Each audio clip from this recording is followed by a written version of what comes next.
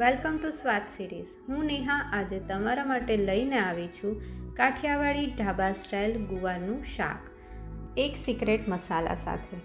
તો કઈ રીતે આ શાક બનાવીશું એ જોઈ લઈએ। આ શાક બનાવવા માટે મેં 1 કપ જેટલા ગુવાર લીધા છે, જેને આ રીતે નાના નાના પીસમાં કટ કરી દીધા છે। આ શાક આપણે કુકરની અંદર જ બનાવીશું। એના માટે મેં 2 ચમચી જેટલું તેલ કુકરમાં લઈ લીધું છે। તેલ થોડું ગરમ થાય એટલે એની અંદર આપણે અડધી ચમચી જેટલી રાઈ એડ કરી દઈશું। આ ગુવારનું શાક છે બહુ જલ્દી કુકરની અંદર બની જાય છે। અડધી ચમચી જીરું એડ કરી દઈએ। ગેસની ફ્લેમ અહીં લો રાખવાની છે જેથી રાઈ જીરું બળી ના જાય। બંનેને મિક્સ કરી દઈએ। હવે રાઈ અને જીરું બંને સરસ રીતે ફૂટવા લાગે એટલે એની અંદર આપણે અડધી ચમચી જેટલી હિંગ એડ કરી દઈશું। અત્યારે રાઈ જીરું ફૂટવા લાગ્યું છે એટલે મેં હિંગ એડ કરી। હવે આપણે આની અંદર એડ કરી દઈએ 1 મીડિયમ સાઇઝનું ચોપ કરેલું ઓનિયન અને મિક્સ કરી દઈશું। હવે એડ કરી દઈશું 1 સમારેલું લીલું મરચું। તમને તીખું વધારે બનાવવું હોય તો તમે વધારે મરચાં એડ કરી શકો છો। મેં 1 જ મરચું એડ કર્યું છે। હવે 1.5 ચમચી જેટલું મીઠું એડ કરી દઈશું જેથી ડુંગળી છે એ ફટાફટ આપણી ચડી જાય। ડુંગળીને આપણે ગુલાબી કલરની થાય ત્યાં સુધી આની અંદર આપણે સાંતળી લઈશું।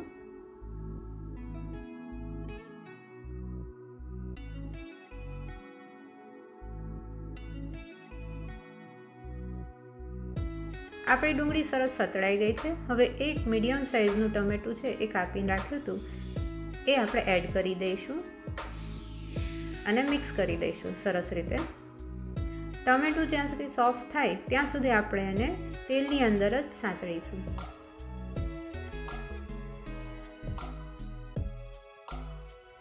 તમે જોઈ શકો છો આપણા ટમેટા છે એ સરસ રીતે સોફ્ટ થઈ ગયા છે અને તેલ છૂટું પડવા લાગ્યું છે।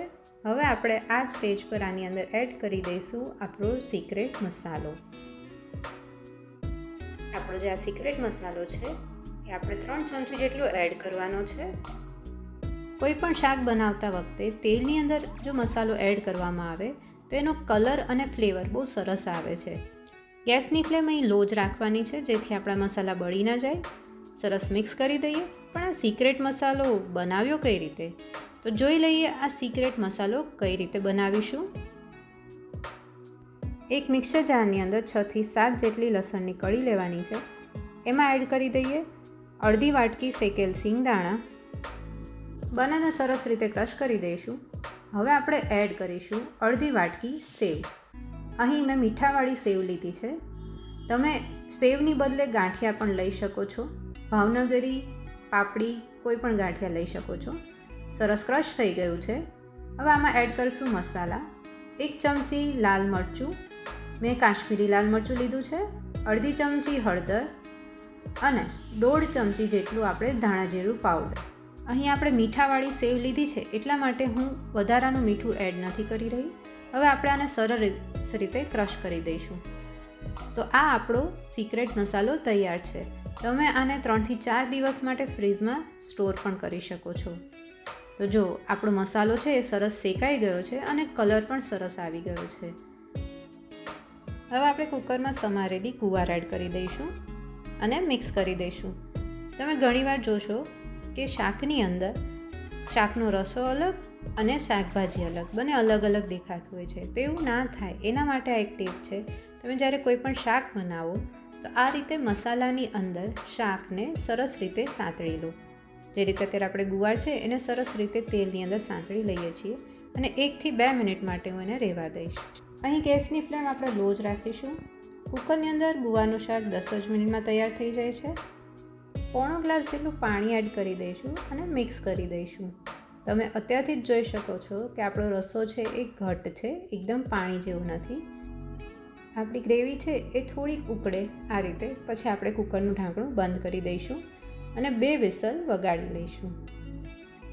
આ જે ગુવાર છે એ એકદમ કૂણો હતો એટલા માટે 2 જ વિસલની અંદર થઈ જશે।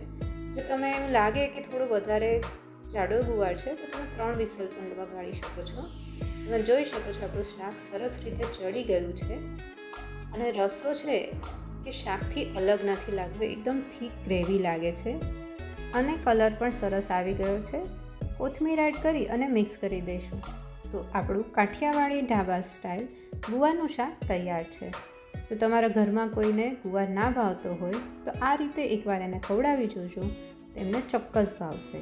તો તમને મારો આ વિડીયો કેવો લાગ્યો એ મને કમેન્ટ બોક્સમાં લખીને જરૂરથી કહેજો. અમારા વિડીયોને લાઇક કરજો અને ચેનલને સબસ્ક્રાઈબ કરજો. Thank you.